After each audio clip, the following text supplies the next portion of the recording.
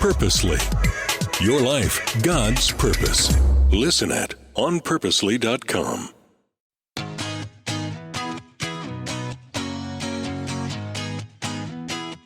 Hey friend, I'm Julie Lyles Carr. This is the AllMomDoes Podcast on the Purposely Podcast Network. And we are just taking a dive into all things time stewardship, productivity, how much we're supposed to be getting done, how much is unrealistic, all the ways that time comes for us and runs us around.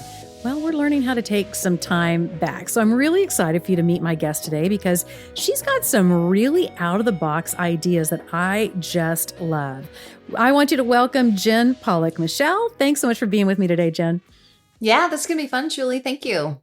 I'm excited. So tell the listener a little bit about yourself, where you're at in the world, things you like to do, family, all that kind of stuff. Well, I always say the shorthand for my life is 5 books, 5 kids, so no wonder I needed to write a book about time. We are Americans and also Canadians. We spent the last 11 years in Toronto, and we've since moved back to the United States. We live in Cincinnati now. And part of that was just, caring for family, our aging parents. And there's a lot of that story in the book as well. Absolutely. I really like Cincinnati. I had an opportunity to go there. My husband is actually one of the people in Toastmasters who was the world champion of public speaking. And one of the big international events they did was in Cincinnati. And we got to go to the museum that's in the train station, which is incredible. I had no idea such a thing existed. So for anybody listening, if you happen to be going through Cincinnati, seriously, that museum at the train station is absolutely incredible. I'm not saying that I can't remember the name of the train station. I'm so sorry. The train station in and of itself is amazing. I'm embarrassed to say that I actually haven't been to that museum. My boys went to it. They went on a school trip. It was like a January intersession is what they call it, between the 2 semesters. And so it was just learn the history of Cincinnati. And they actually ended up at that museum at that train station. But I have not personally been to it. It's and so really I cannot amazing. confirm. I can neither confirm nor deny the name either. Yes. That is all good. I'm trying to look it up really fast and see if I can find it. We'll figure it out. Anyway, great museum. If you ever have the opportunity to go there, it's at the Union Terminal, I believe. Okay. The Union Terminal. And it's very historic. The paintings in the lobby are incredible. It's just a great time. So anyway, I like your town. Yeah, welcome back. Welcome back to the U.S. Yeah. Thank you. Well, I am so fascinated by the subject of time. I'm someone who's always trying to be more efficient, get more done, all of the things. And there are ways in which I think I do a pretty good job. There are times I feel like I am just getting the complete runaround, that my calendar is running me. I know that a lot of the listeners are experiencing a lot of the same things. How do you define this thing? There's a term that you had that I thought was really interesting called time anxiety, because even though I want to hear your definition of it, the minute I saw those 2 words together, I was like, I have that. I don't know exactly what the symptoms are, but I know I have that. So what is time anxiety? Yeah. I mean, I think the most obvious form of time anxiety is just the overwhelm of everyday modern life. This idea that we can't keep up. Our to-do lists are growing, longer and longer. Time is growing scarcer and scarcer. And so we just constantly feel behind. And so time anxiety is definitely related to that conversation starter that everybody knows. How are you? Busy. That is sort of the stand-in for what life feels like today. I think there are other forms of time anxiety that are maybe a little bit less obvious, but are related to time. Anxiety is related to time. Sometimes it's anxieties about the past, about the things that we can't change, parts of our story that just feel like these irreparable mistakes or failures or sin or shame in our past, ways that suffering has shaped our lives. And so there's anxiety related to that. And I think there's also a lot of anxiety related to the future. I think a lot of young people feel related to the future, like, how am I ever going to buy a house? Or, how many times am I going to have, how many careers am I going to have in this one wild and precious life of mine? I think that, you can experience all kinds of anxiety related to the future. What will my health be like? And just all those things that we can't control. And I think that's ultimately sort of the bottom line of time anxiety, that we live in a context over which we have absolutely no control, despite the fact that we talk about managing time. It really isn't ours to manage. Right, right. We move through it. It definitely does a lot to Mm-hmm. us, but you're right. We don't Mm-hmm. really harness. Where do you think that we get our ideas and our current cultural identity toward time? Where do you think we get some stuff just kind of wrong? Like, what are the ways we're trying to bend time that just don't even really make sense at the end of the day? Mm-hmm. Well, I do think that productivity is one of those terms that I want to challenge as an unchallenged good. I mean, I think usually people just say productivity is like an unchallenged good. Of course, we all want to be productive. And I mean, on the one hand, of course, like we don't want to be failing at life, failing at work and just regular adulting life. But productivity actually comes to us from the factory. It comes to us like it's a very new kind of measure of time. And it comes through industrialization. It's a mechanized view of time. And you can see some of the problems that happen when we take a mechanical category and then we just sort of lay it over human life. Our bodies don't work like machines, and we can't just endlessly produce, and we can't endlessly speed up our production. We've done that with technology, and it's really interesting when we think about time as related to technological progress. Economists were saying in the 20th century, like, oh my gosh, we're not going to know what to do with all the time that So we much discover. time. Yeah.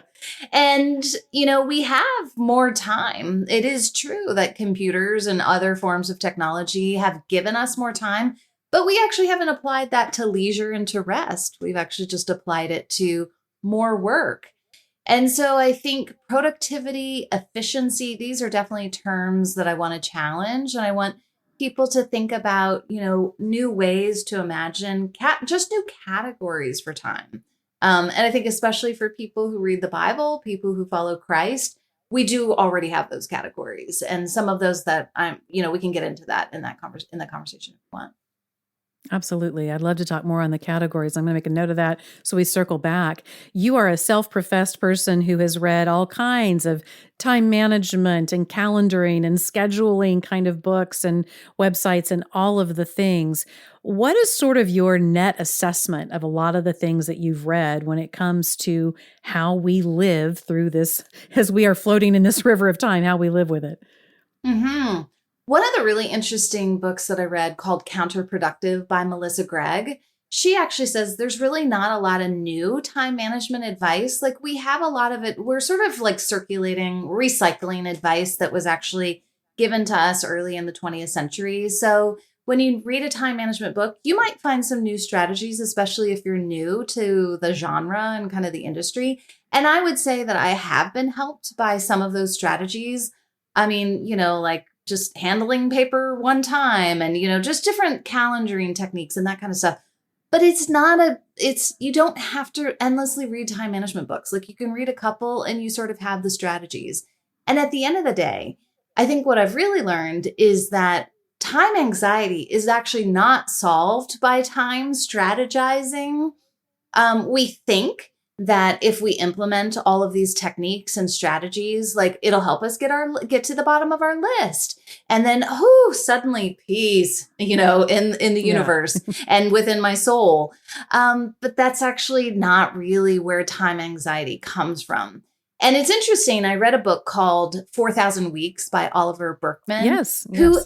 Have you read that and you're familiar with it? My husband is so into it. I have not finished reading it. I haven't jumped into it, but I feel like I don't need to because Mike quotes it to me all the time. He's like my own version of Audible on this particular book. But go ahead. I want to hear your insights. That's good. That's great. Yeah. Well, he's saving me some time. It's sort of interesting because I think it's sort of a secular counterpart to even what I've been trying to talk about. Oliver Burkeman is a person who has also, like me, been a reader and an avid sort of devotee of time management, and then just sort of came to the end of that and realized, you know what? Time anxiety is actually related to anxiety about mortality. And the introduction to that book is sort of a morbid title. And, people I think could be shocked and startled by the title, which is In the Long Run, We're All Dead. And so I think we have to get honest about where time anxiety comes from. And I believe as a Christian, like there's just so much hope for time anxiety because we actually tell a different story about time. See, productivity is so much about like, you're at the center of the story. And it's all about your heroic efforts to get things done. Like you've got to make meaning out of your lives. And I think that's like an impossible task, especially for dark seasons and just ways. Sometimes we're functioning with chronic illness or we're caring for somebody else and we're not as productive as we want to be. And there's a lot of good news for our unproductive seasons of life. It seems to me that there has been for quite a while now, and then I feel like I saw a renaissance of this for a period of time, this attachment of like a moral virtue to how much we get done during the same 8 hours, 16 hours as someone else. I found this really interesting, and I'm not surprised that I suffer under it because of the generation that I was raised in, which was very much about get into the best college and get the best job and get with the best company. And these are all the things that prove that you're a good person because you've worked so hard to be able to have those doors open to you. I've seen a little bit of a decline in that, which is good, but then I'd say right before the pandemic, I saw a lot of that same verbiage kind of gearing up again. Oh, we've got to be part of the club that gets up at a certain time of day, and we've got to get this much accomplished before the sun comes up. And these are the people who are going to really move the needle on all of these accomplishments that are going to move humanity forward. How does that dovetail with where we're at as a Christian culture? And part of the reason I ask that, I have a friend who really took a deep dive into more of the antiquity of Christianity and in more of the Greek type traditions and more of the older European traditions. And she walked away surprised saying, wow, in the way that American Christians look at time and productivity, it's so very different than some of our original foundations as a culture of Christians in more of the Eastern traditions. And she was really amazed to discover and she had to detangle, in a sense, her sense of time from her Americanism when it came to what it means before God. So how do you see all of that? Do you see that we're still holding on to productivity being a virtue that somehow gets infused into our spiritual lives? Yeah, absolutely. I mean, I think a lot of people would sort of translate Jesus' teaching on the Sermon of the Mount, seek first the kingdom of God and his righteousness, and all these things will be added to you. They have this sort of natural kind of like, be productive for the kingdom of God, and all these things will be added unto you. And so we just sort of assume that as long as we're getting good things done, like that, we're on the right path. And again, it's sort of that unchallenged morality, I think is a really good way of putting it, the morality of productivity. And so Christians, there's absolutely no morality to productivity, productivity in and of, like, you could be getting terrible things done. So I think Christians sort of answer that with saying, well, no, we're going to get the right things done. And that's going to be really wonderful. But I still think it's just not always asking the right questions. How do you know that you're doing the right things with the right motivation? There's so much about Christianity that's just all about the heart. You could be doing good things, and if your motivations are corrupt, if you do it for wrong purposes, then all of it is in vain, essentially. And so it's interesting when you actually do dig into the history of the clock, it comes out of the monastery. And I think a lot of people have done a lot of really interesting research around that. Like, what were the monks about? Like, why were they developing the clock? What were the importance of the hours in the monastery? And there are people who I think very helpfully have said it wasn't about productivity, and it wasn't even about punctuality. It was about, understanding that time is a gift from God, not to be wasted, but to be cultivated as an offering to God. And so the clocks in the monastery were calling the monks to prayer, calling the monks to, fellowship over meals,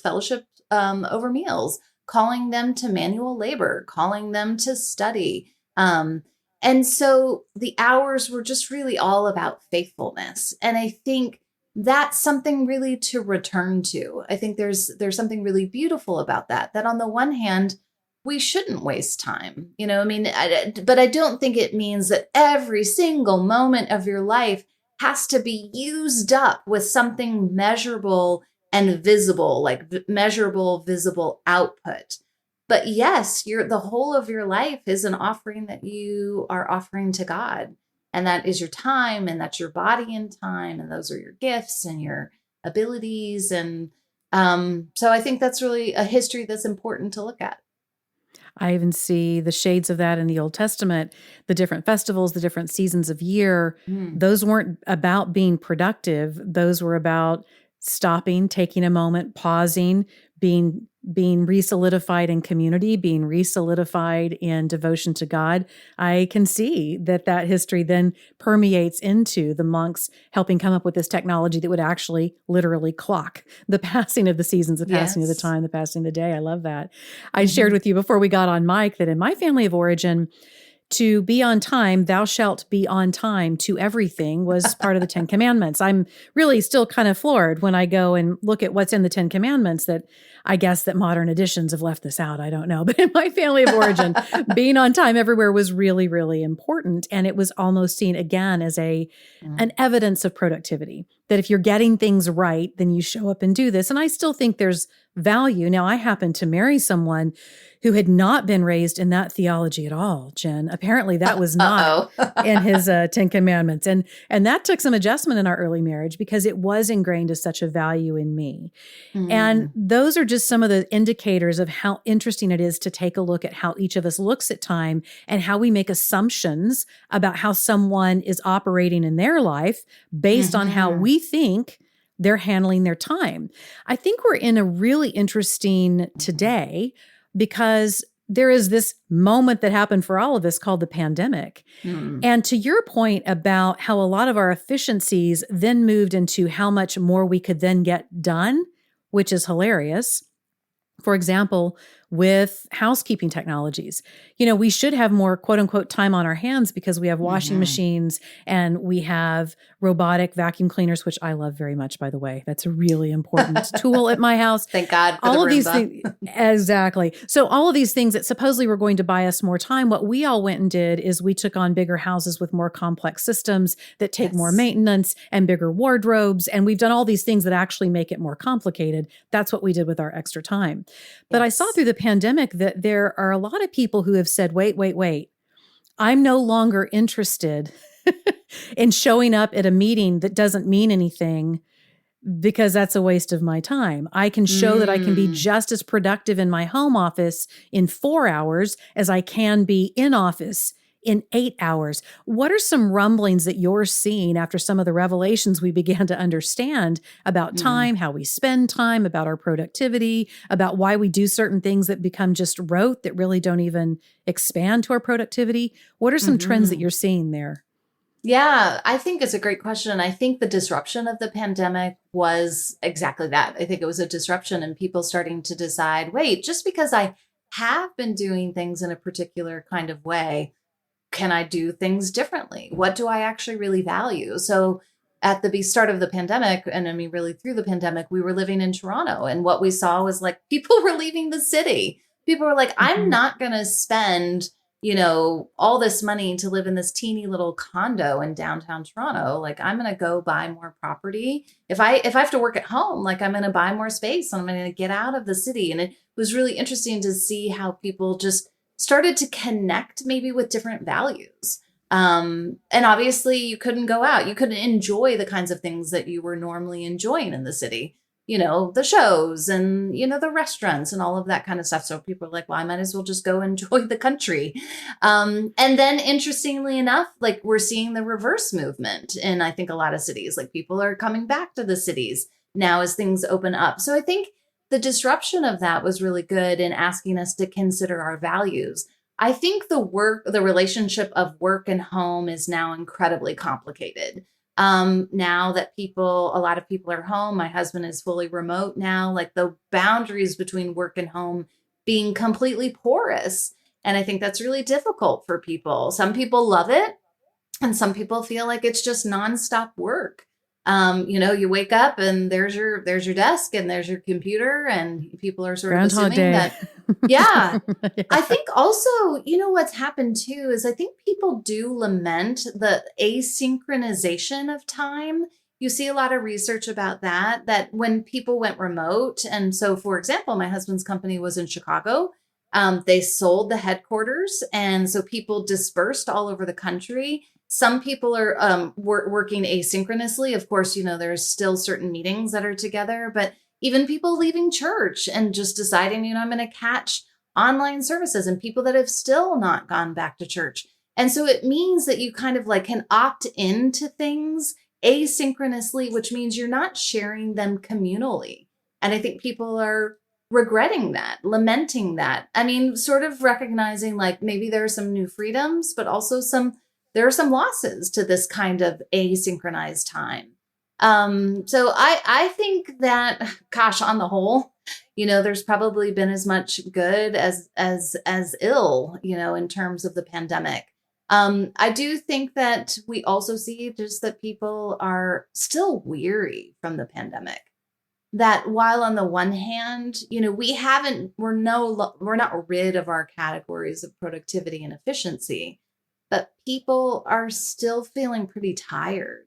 Which I think is really interesting. 3 years into, we're almost 3 years into it, and I just think people they haven't maybe resumed the pace. They still have the expectations that is normal and good, but they haven't resumed it. And maybe they're sort of like criticizing themselves, self-flagellating, like, why am I so weary? Why does all this take so much effort to get out of my house and get out of my pajamas? Right. I think part of that has to do with the mythos that we allowed to develop around the great before. In that some way, the great before, we really had it together. We were doing all these things. And if we could just get back to that place. And yet, I don't know, I lived in those years. You did too. I don't remember that it was all, just roses and unicorns. I remember being very burnt out before we ever hit the pandemic. I remember knowing that I had allowed myself to get way out of balance with responsibilities. My calendar was chock full.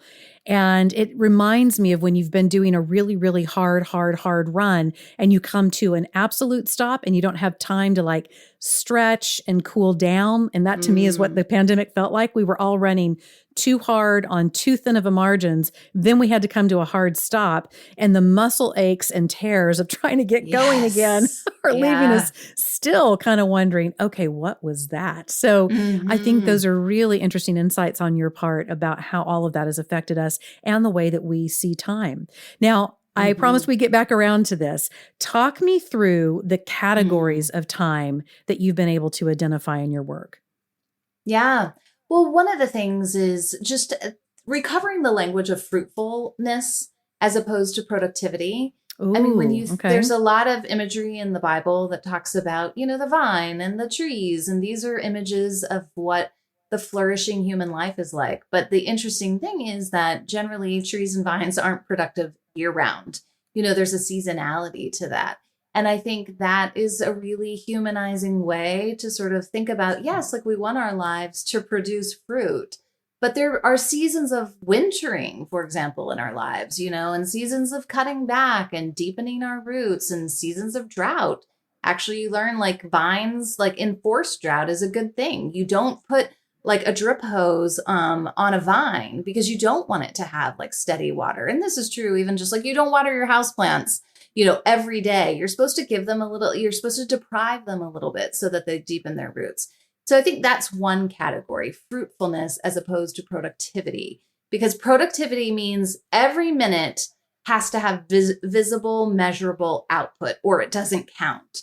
Whereas a fruitful life means you can embrace a season that, may not feel like you're doing anything measurable or visible or grand or cosmic.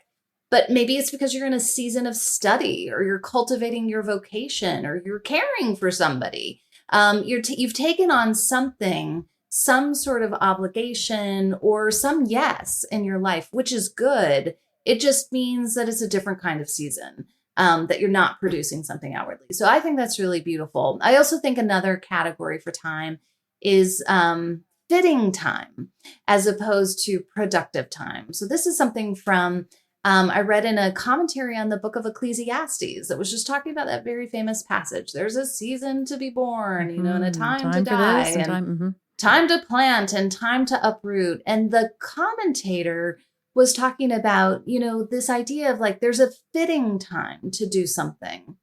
And so often I think we just think of time as these very, like, just as units, and however you use the units, then if you're using the units, then you're doing it right, essentially.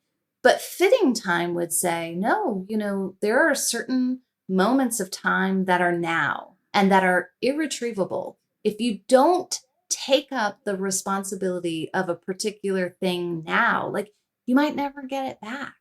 And so I think asking those questions of like fitting time, not just productive time, but like, for my season of life, what's really fitting? If I didn't do it today or in this season, like, I might not be able to do it again. And of course, like, God is a worker of many miracles. So sometimes we think that there's a fitting season for something and it doesn't happen. And we think, oh no, time anxiety, that time has passed. And we could see that God might renew it in the future. So I don't want to say that I always know what's fitting, but in this particular book, I talked about returning to the States to care for my mom because she's aging and has a health diagnosis. This is the time. Like, I'm not going to be able to procrastinate on that. I guess I would say the last thing, in terms of like, instead of thinking about managing time, I've started to think about receiving time. And this is just like renewing my imagination for time as a gift given by God. I don't control it.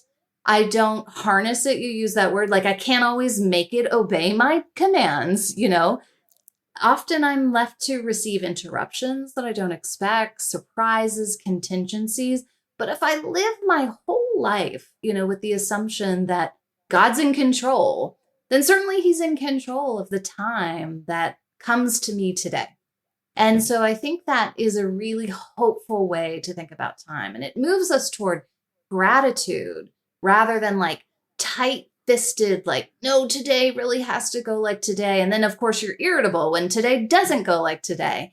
And so there's just this greater joy and freedom to just receive the day. It doesn't mean, you lie back and say, well, whatever, but I think that you can still be an intentional person, move towards the days and the hours with intentionality. But then that open-handed intentionality, like, God, as far as it depends on me, I want to offer this day with faithfulness to you. But whatever you give to me today, whatever surprises and interruptions come my way, I receive those as through your hands of providence and wisdom and love. I love that simple shift of a verb to receive, because that really keeps me more in a posture of time as a gift instead of the entitlement I sometimes approach time with. It keeps me in a better posture of saying, while it's today, while it's still called today, that this is a gift of today. I love that simple exchange of words, but it's very, very powerful. You have a phrase that you have a couple, the time is to anxiety. Love that. You have another phrase called time-counterformation. Unpack this for me. Like, I am so intrigued by what this means, and I'm pretty sure I need this. So tell me what time-counterformation is. Yeah, I mean, I would just say that everything is formation in our lives, and in particular, the kinds of stories that we live. They're forming us. They're forming our hopes, our expectations, our aspirations. They're even informing our disappointments. And so in particular with time, we live a certain story of time, and there's a cultural story of time, like, you only live once, like, if you miss this moment, it's gone and you got to make it all count. And I want to say that there's a story that we can live that's a counterformation. And I think it's Psalm 90, which is really like, from everlasting to everlasting, you are God. Like, God is not panicked about time. I don't need to be panicked about time. Like, if I live, and the other thing is, I need to recover. Part of the counterformation is to like downsize the importance of my life a little bit. Psalm 90 says, like, God can sweep away 1,000 years as like they're a dream. Our life is like a shadow. like a mist, a vapor, all these images that we have in scripture, which doesn't diminish the importance of them. I mean, the crazy paradox of scripture is that humans are so like God, gave them reign and rule in the garden and said, be like co-regents with me over creation. But like our lives, like we got to sort of like right size them. And Psalm 90 says that, so the counter formation of like my life is full of dignity because of being made in the image of God and now being called to participate in union with Christ. And my life is going to extend actually beyond this life. But my human life, my human days, like the memory of my life it's going to evaporate. Like I say, it's like shorter than a TikTok video. Yeah. And so there's not all this pressure on what I have to do and achieve and produce. Again, like I want to be faithful, but I don't have to be panicked. And so I think renewing our imagination for how long time is on the one hand and how short and brief human life is, and holding those things in tension and knowing that if God's not panicked by time, I don't have to be. And so entering into that story forms me in a different way. It actually reforms my relationship with my work in particular. Like I don't have to constantly work to like perform or secure an identity. Like I work as an offering to God, and then I pattern my work after his working in creation. So I get to rest as well. I think that's such a beautiful way of looking at it. Jen, I'm sure that we have listeners out there who are saying, listen, I would love to have a time counterformation. I am absolutely resonating with everything that you're saying, but I'm in a work situation with a boss who certainly does not share the same philosophy or theology. I'm in a season of life where it is just moving from one thing to the next. I have someone in my world who is needing chronic care all the time, and that's going to continue for many, many years. What do you say to someone in a situation like that, where there are those of us who need to be reminded that we don't get to control time, and then there are others who are saying, oh no, I'm fully aware, and the pace at which I'm having to live because of all of these other things around me outside of my own decisions is carrying me so fast, and it's such an intensity. I don't know how to keep a breath. What do you say to someone who's in that kind of circumstance? Yeah. I mean, the reality of modern work today is just inhuman. It really is. And I see the research that says we're getting assigned productivity scores. And these are just conditions that we live in and can't change, as you said. I think we have to be honest about, I think we have to live as courageously as we can. Sometimes, we're just maybe afraid to make decisions that could be actually possible and available to us. I mean, I see that even in my husband's work. I mean, I have work that's very self-directed and I get to sort of choose, what I do and when I do it. And he doesn't have the kind of flexibility that I do. And yet I see that he can make courageous decisions, and those are available to him sometimes. And so I do want to call people to the courage that this kind of story is calling us to, even if it means people look at you and think, wow, you're sort of like slacking in the office. Or, maybe you don't, climb the ladder at the same pace and rate as other people. I think if you're in a caregiving season, so this is a different kind of obligation where it's, you want to do it and it's just exhausting. And I think this could be true too in work. Like, let's not be heroes. Like, let's not sort of believe the lie of our own heroism. That's one of the things I talk about in the book, is that time management is very individualistic. It's really about this like isolated individual performing heroics in time to get so many things done. Whereas I think biblically, we know like we are members of community. And if there are ways that you could look to other people to give you relief, if you're caring for someone, like respite care is a huge part of something, a huge gift that the church can offer to people, whether you're caring for an aging parent or caring for little ones, or, caring for someone who's chronically ill or, suffers other kinds of challenges. Like, how can we support one another. I always say that, I like to say it this way. Sometimes busy chooses us, and sometimes we choose busy. And I think we have to just we have to exercise the discernment to know when we choose busy. When busy's choosing us, like, we just pray to God, God, give me your grace, your sufficient grace and help and strength. Give me eyes to see it. Give me courage to ask for it. Give me steadfastness for a season that might just have to be sort of endured. But when we choose busy, like, we have to be honest about that. And then we have to be honest about the core motivations that drive us to that. What am I afraid of? What do I have to prove? What am I panicked about?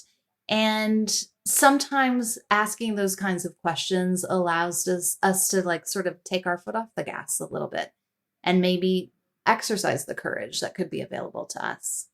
Jen, so much to take from this conversation. Absolutely incredible. I'm thrilled for you. You've got a new book out called In Good Time, 8 Habits for Reimagining Productivity, Resisting Hurry, and Practicing Peace. Where can listeners go to find you? Are you on the socials? Is there a website? Tell us where we can come and get more of your great wisdom and insight. Thank you. My website is jenpollockmichel.com. So Michelle is Michel. And I am actually going to be offering some seminars in the future. So you can look for some dates on just the monastic practice of a rule of life, like just thinking about ways we pattern our lives in time to feel a little bit more sane and ultimately just to live with greater faithfulness in time. I am sporadically on socials, Twitter, and mostly Instagram at Jen P. Michel. So they can find me there too. And Mondays, actually, I write letters to readers, and they can subscribe to those on my website. Fantastic. I love that. Well, Rebecca will put all this in the show notes. So listener, you know what to do. Get over to the show notes, check out where all those links are. Jen, thank you so much for taking time. See what I did there? To be on today. Really appreciate you. This has been just fantastic. Thank you so much, Julie. Thanks so much. All right. So go check out Jen on the socials. You can check out more places that you can connect with her in the show notes. And hey, do me a favor if you don't mind. Take just a second and get the link to this episode and send it to someone who you know really is wrestling a little bit with how to manage time, feeling a little overwhelmed, needing some new ideas. Be sure and send it to them. When you share, when you care, I really appreciate it. Helps us to know that the podcast is speaking to you. And it's just one of the best ways that we get to interact with you and see more people get to find all of this great content. And I will see you next time on the AllMomDoes Podcast.